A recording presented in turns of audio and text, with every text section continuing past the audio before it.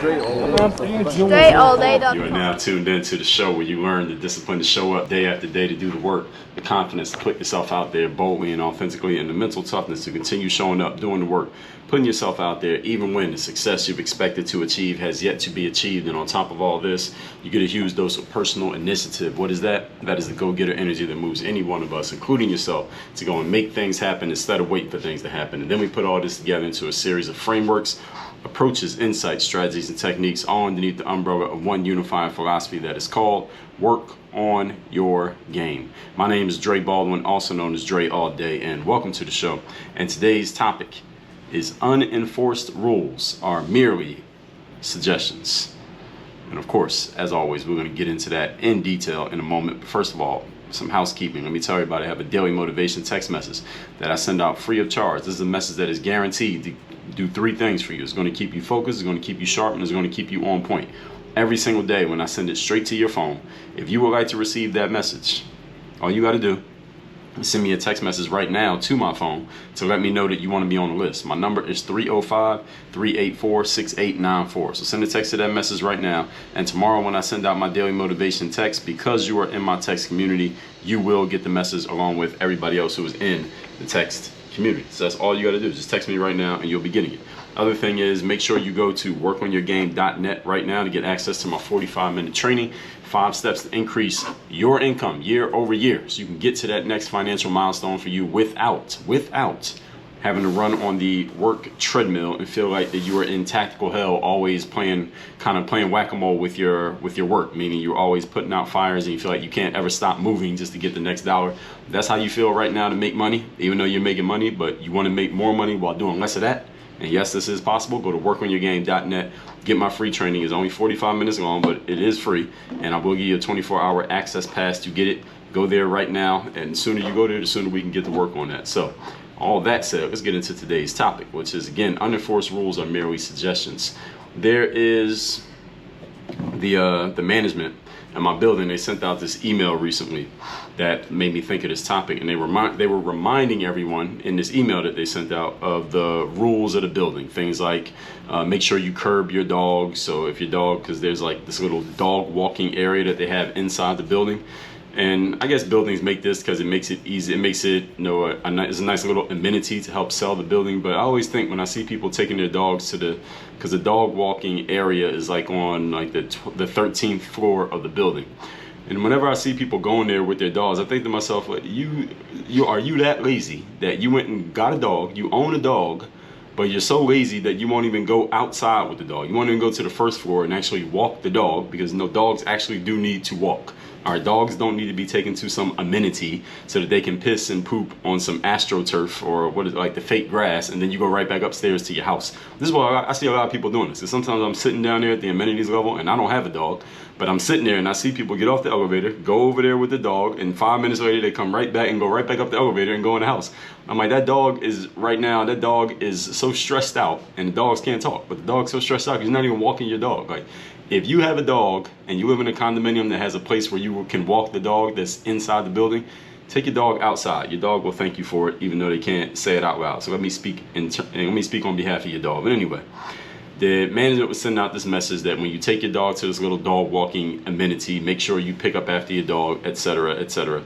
And this place, another thing about this place where they have you walk the dogs, this inside amenity for dog walking, this place is so nasty because the only thing you could do there is bring your dog in there, and then dogs just come in and they piss there and they poop there. And yes, people pick up the poop, and then every morning what they do is they have a maintenance person come with a hose and they like rinse through the fake grass, so I guess wash out the piss. But that grass is so contaminated and nasty, just walking in it with your shoes on. Then what people do, they walk in that grass with their shoes on, right, that has a dried up piss and poop residue on it. And then what do? They go upstairs and they go inside their houses, right? And then they take their shoes off and then they walk around barefoot in their house, and then they get in their bed. And this is what people are doing. But anyway, this is the kind of stuff that I think about sometimes when I see people walking around like this. That is not even the point of the email that the management sent. They were just telling people, make sure you pick up after your dog, follow rules around the amenities, like don't bring no food and drinks to the pool, and there's no smoking in the building, and all these different types of things that they say are rules. And the reason I say it that way is because all these things that the management is sending this email out about is people aren't following the rules. That's why they're sending out an email reminding people of the rules. The problem is the thing that I know to be true about management, is that management has no process for actually enforcing these rules. Their only process is reminding people of the rules. But if you're not enforcing a rule, then it doesn't matter how many times you tell people about it. Like, you can have rules posted up on the wall in the building, but if there's no one actually enforcing the rule that's on the wall, is it actually a rule? The answer is no, it is not. These are not really rules. The only thing management can do, or not the only thing they can do, the only thing they are doing is sending out emails, which are completely useless, because if someone doesn't want to follow that rule, well, what's management going to do? They're not going to do anything. There's nothing they can, they're not doing anything. They can do something, but they're not doing it. I know that they know this, because here's what happened one time. Even though I have not been, none of these, the fact that people don't follow these rules, because I see, sometimes I'm sitting out by the pool and I don't go to the pool to swim. I sit out by the pool deck area. Sometimes I'm working out there. I'll bring my laptop and I'm writing and things like that. And I see people in the pool with glass bottles, which we're not supposed to have, with alcohol, which you're not supposed to, with dogs. You're not supposed to bring dogs by the pool, playing music out loud. You're not supposed to do that. Letting their dogs piss and poop in the dog walk area and not picking it up. You're not supposed to do that. I see people violating these rules all the time. And it's not because the people in Miami or the people in this building are bad people. It's not any of that. It's because when you don't enforce rules, people don't follow them. This is simply just human nature. This is the way that it works. So I replied to one of these emails that management sent. And I asked a simple question. It was just one sentence. I said, what is management's process for actually enforcing these rules, with a question mark? And guess what they said back? Well, you guessed right. They said nothing. They didn't say anything, because they know answering that question make them look like some assholes, but they already look like assholes because they're not enforcing these rules. So let's talk about this. Point number one, not specifically about my building, but the fact that this is the topic today, when you do not enforce your rules, they are not really rules, they are actually suggestions. Point number one, understand that human beings respond to incentives, and human beings include you and me. We respond to incentives. What is an incentive? An incentive is a reason that you give a person for doing something or not doing something. If a person does not have an incentive, they will probably do nothing. Definition of an incentive is a thing that motivates or encourages one to do something. For example, when I was like 17 or 18 years old, when I first got my driver's license, and I would drive around sometimes in a car that maybe I would borrow one of my parents' cars. They had like an extra car that eventually became my car, this beat up car that I had. Sometimes when I first started driving, when I had my license, I would drive with no seatbelt on. And the incentive that I got to start wearing my seatbelt more consistently was not that someone gave me a stern talking to about the fact that I might get in a car accident and go flying through the windshield. That was not enough to encourage me. What encouraged me was that I got pulled over a couple times and I got citations for driving without a seatbelt on, and that ticket was like $150. And as an 18-year-old who didn't have that much money, I was working at McDonald's. $150 was a lot of money. I was paying those tickets on payment plans. Or just to give you an idea of where I was at, that was enough of an incentive to get me to wear a seatbelt every single time. This is what human beings respond to. We respond to reasons, motivations to do or not do something. If you do not give a person a reason to do something that is not necessarily, and they don't have any reason to do it on their own volition, guess what? They won't do it. Whatever rules you put in place, people will respond to the incentives that are most self-serving for them. This is why Robert Greene, the 48 Laws of Power, he explains that when you want someone's help or cooperation, you always appeal to their self-interest, never to their mercy or gratitude. In other words, if you want someone to do something for you, do not give them all the reasons that doing something for you would help you, even though you're telling the truth. Like, I could tell you why donating your money to me would actually be a good idea, because of all the great things I would do with the money that you would donate to me. And I'm not lying. I would do a lot of great things with the money you would give me. But what does that have to do with you? All right, how is that driving? What incentive am I giving you to give me your money? I'm not giving you any. I'm only talking about myself. This is one of the main mistakes that people make when they fail at persuasion and influence, is they only talk about what they get.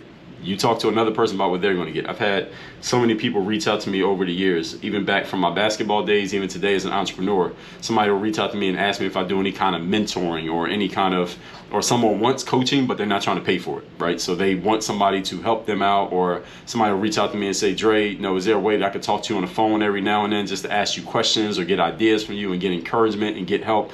And sometimes I would even ask these people, well, what do I get for that? What do I get for doing that for you? You're asking me for some of my most valuable resources, like my time and my information, which are both worth money, and you want it for free. Why should I do that? And people who have no idea, they have no concept of persuasion and influence, they would respond by saying something like, telling me how me donating my resources to them would help them. This is a bad idea, folks. So any of you who has found yourself doing this, stop doing this. If you ever want to move another person to action, you must talk about why they would want to do it, not why it would help you. We already know why it would help you. All right, actually, it doesn't even matter why it would help you, because nobody else cares why it would help you. You need to tell other people why it would help them. And if you don't know why something would help another person, don't ask them to do it, and don't suggest that they do it. If you want to move another person to action, appeal to other people's self-interest. Why? Because every human being on this planet is tuned in the radio station WIIFM. What's in it for me? If you can't tell other people what's in it for them, guess what? They do not care. Most people do not care about you.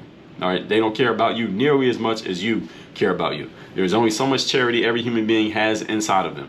Okay, people who make the most money, charities, which are asking people to donate, right? Donate their resources for a good cause. Or who makes more money, the salesperson or the charity? All right, the salesperson. Why? Because the salesperson is speaking in the language of self-interest, while the charity is speaking in the language of interest about what we get, what the charity gets. And listen, I'm not saying that donating to a charity is a bad idea, but the reason why many charities don't generate as much money as they could, because they're only talking about what you giving your money to them is going to do for them. And most people only have but so much charity in them. But if you speak to people's greed, you can get a lot more money out of them. This is just how it works. This is human nature, folks. You can work with it or you can work against it, but I'm telling you how it works. So if you want to work against it, you will lose, but don't say that nobody told you. All right.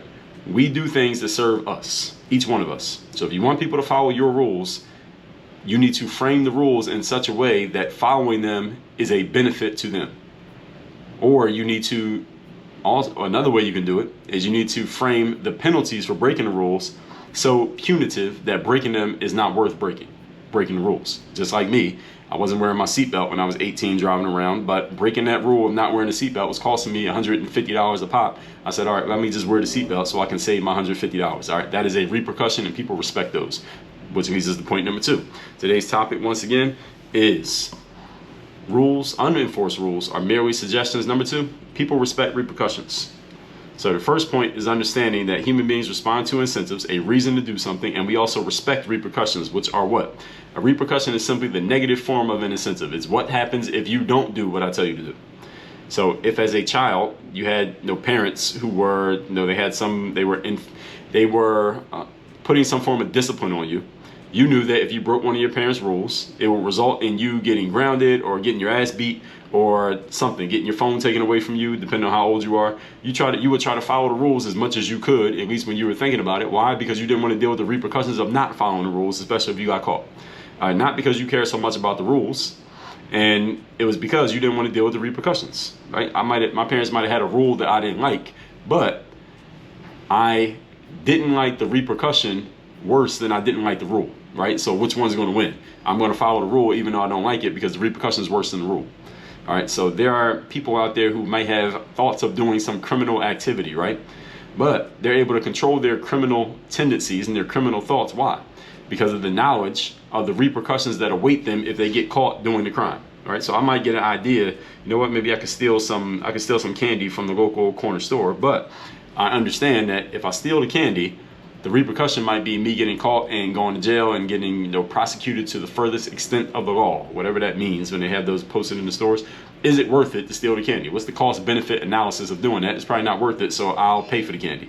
All right, so it's understanding what the repercussions are. People should know what the repercussions are for breaking a rule, because if they sense or they come to believe that there are no repercussions, well, guess what? Your rule is not really a rule, which is why in my building, they're sending out emails telling people all the rules that they're not supposed to break in the building, but people go and break the rules anyway. Why? Because ain't nobody enforcing them. All right, so it's not really a rule. All right, it's just a suggestion. It's a suggestion that you curb your dog. It's a suggestion that you don't bring glass bottles and food and alcohol and dogs to the swimming pool.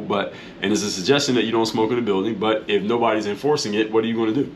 I'll tell you a quick story. One day I was sitting out by the pool area, and I wasn't in the pool, but I was doing some writing, but I could see everything that was going on at the pool. And outside at the pool, it was a Saturday or a Sunday afternoon, so it's packed. So any of you who's been to or lives in Miami, you know, in one of these condominium buildings on Saturdays and Sundays, it looks like some kind of party. Every Saturday and Sunday is basically a party in the daytime on a sunny day in Miami. So there are people out there with speakers, like they're playing music out loud off of speakers when it's a rule posted right there on the wall. Do not play music out loud. So they're playing music off speakers. You have people who are drinking alcohol, people who are in the pool with glass bottles and soda cans in their hand. People have their dogs at the pool. People are bringing like 8 guests with them to the pool when the rule is you're not allowed to bring more than 2 guests with you to the pool area. That's all of the rules are being, every single rule on the wall is being violated by somebody out there, right? So this is all happening, and as I'm sitting there, I see some people from management. There's about 4 or 5 people who work in management. I know who they are. They come walking out towards the pool area, and I see them looking out there, and they're seeing all these people doing these things. And I don't know what they were saying to each other, the management people, but I see them talking to each other. So one of them looks, and then they walk away, they come back, and there's 2 of them, and they're looking, and another person comes, and they're all talking, and then they're all looking, then they're talking amongst each other, and they're looking, and I'm looking at them. I'm watching the scene at the pool where all these rules are being broken, and I'm looking at management, and I know that they are seeing these rules being broken, and I know that they know what the rules are because they're the ones sending the emails. And I just watched them, and I thought to myself, I wonder if any of them is actually going to say anything. And I knew that none of them was going to say anything because they don't really have any balls. And if somebody was to just say to them, well, fuck you, I'm not going to follow the rule, what you going to do? None of them would do a damn thing. So I knew nothing was going to happen, but I remember sitting there watching them, and I was kind of just laughing to myself, like none of them was going to do a damn thing. And that's exactly what happened. They didn't do anything. They turned around and went right back in the office. And this is the whole point. When there are no repercussions to breaking a rule, then the rule doesn't really exist. And this is how it is. If people know there's no penalty, people will commit crimes all day, every day. This is why in certain cities, I believe it was in San Francisco, the mayor was saying that they're no longer going to prosecute, or at least there was a point that they were saying this. I don't know what the situation is on this very day, but there was a point they were saying we're not going to be prosecuting no petty crimes and no these small thefts because it's not worth it. It's not worth putting our manpower or police into that. We need to put them in other things.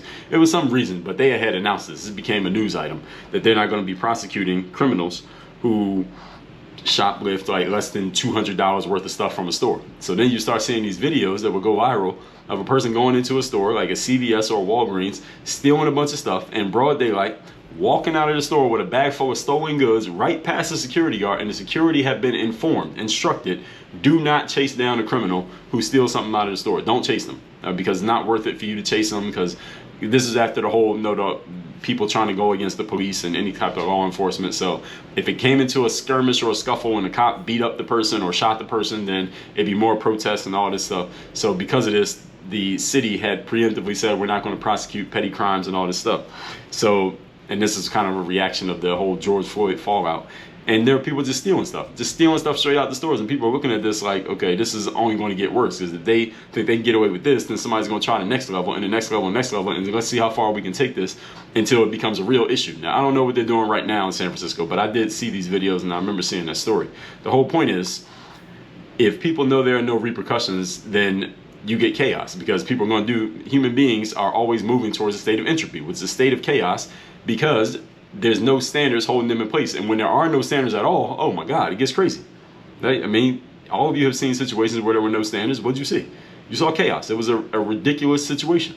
In boxing, for example, your opponent needs to know, if you're in a boxing match, your opponent needs to know that you have the power in your hands to hurt them with one of your punches. Because if they feel like your punches can't hurt them, well, they'll just walk right through your punches so they can get as close to you as possible, and they'll throw their own punches at you because they're not afraid of the repercussions of getting too close.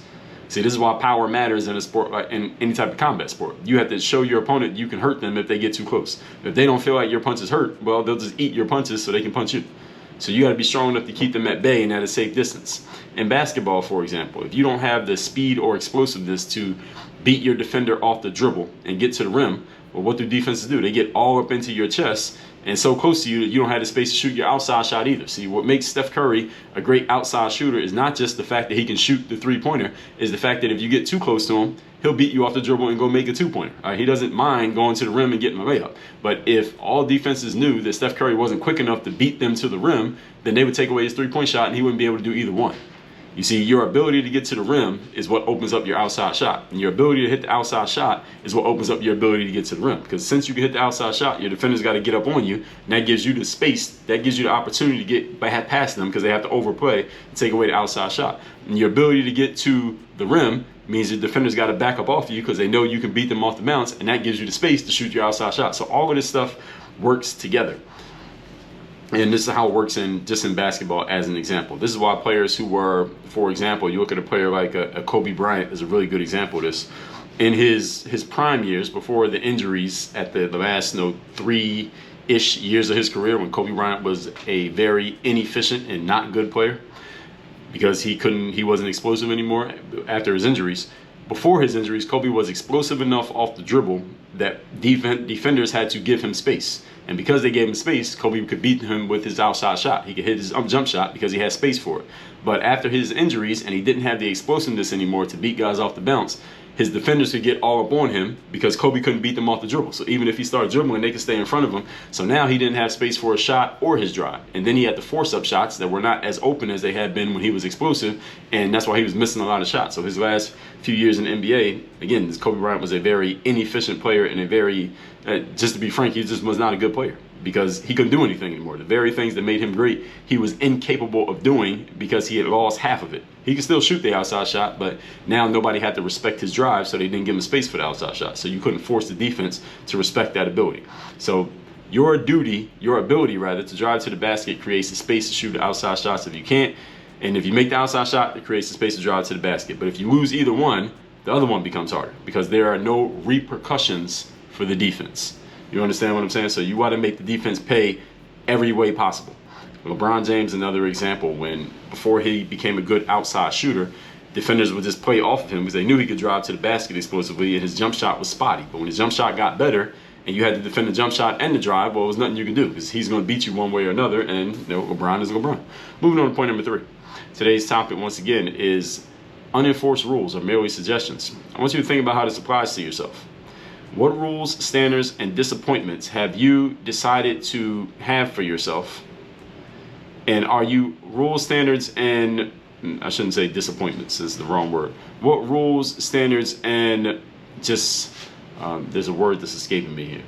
Well, let's just say rules and standards for now. Have you decided to have for yourself, and are you holding yourself to them? Are you holding yourself accountable to them? In other words, are you following your own rules? Because if you're not following your own rules, then they're not rules. You're just making suggestions to yourself, which is not a bad thing to make suggestions to yourself, but human beings, all of us, we get things done when we have the best word that I would use here is when we just give ourselves assertions, things that absolutely have to get done. These are not suggestions. A suggestion is something that you could take or leave. If I suggest that you do something, you could say, okay, maybe you will and maybe you won't. But human beings don't work too well when we're giving ourselves suggestions. We work well when we tell ourselves absolutes. We work off of absolutes, not suggestions. Should is just a passive thought about what could happen. And I already told you a few episodes not too long ago that should does not matter. All right, if you are making your decisions, they're not even decisions actually. If you are telling yourself things based on the word should, your conversation is based on I should do this, I should do that. That was episode 2271. Should does not matter when it comes to your success. All right, that's the exact reason why you're not getting it, because you're giving yourself kind of halfway suggestions.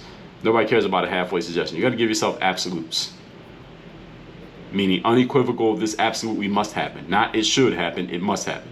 And there's a difference between those words. Only thing that really matters in life, folks, is what actually takes place, not what should take place. So what is the end result that you're holding yourself to? I told you in episode 1974 that standards are the enemy of mediocrity. What is a standard? A standard is not a suggestion, everybody. A standard is a rule that has repercussions. Meaning if you don't live up to the standards, it's going to be a problem. And if you work at a job where you have a sales quota, if you don't hit that quota, what happens? If the answer is nothing, then that's not a real quota. If something happens, that's a quota if you don't hit it. The standard is not a standard unless it is enforced. If you have standards that are not being enforced, then what you are doing is living in mediocrity. I already know it, and I only had to know you to know that. So are you upholding your own standards? As a matter of fact, do you even have any standards? If you don't, you need to go listen to episode 1974 and make sure you get your standards in place. And also episode 2097, where I told you the standards still matter. Recapping today's class, which says unenforced rules are merely suggestions. Like these people in my building sending out emails about what the rules are and nobody's following them simply because they are not enforcing them. Point number one, human beings respond to incentives. Incentive is simply a motivation or reason for a person to do something. If you don't give a person a reason to do something, for the most part, they won't do it. So whatever rules you set in place, people respond to whatever incentives are most self-serving, whether that means following the rule or not following the rule.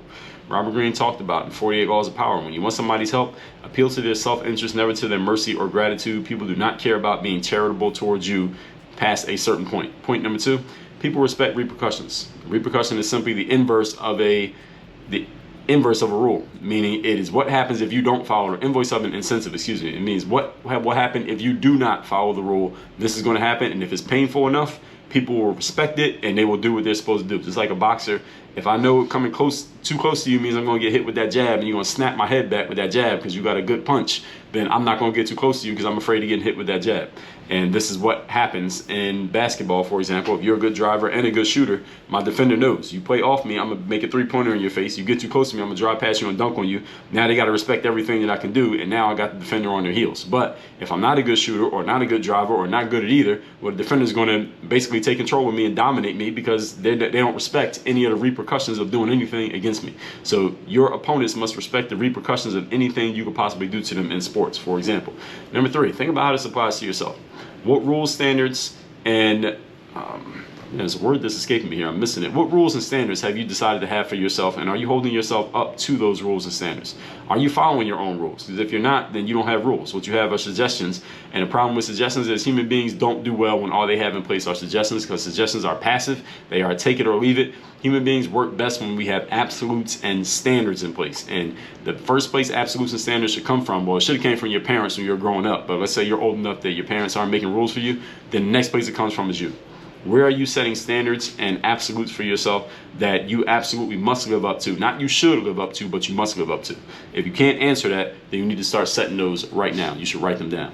All that said, text me, get my daily motivation at 305-384-6894. Get that text every day. And WorkOnYourGame.net. Get my free training. Get to the next level financially for you in your business without running yourself into the ground in the process. That's WorkOnYourGame.net. Work on your game. Dre all day.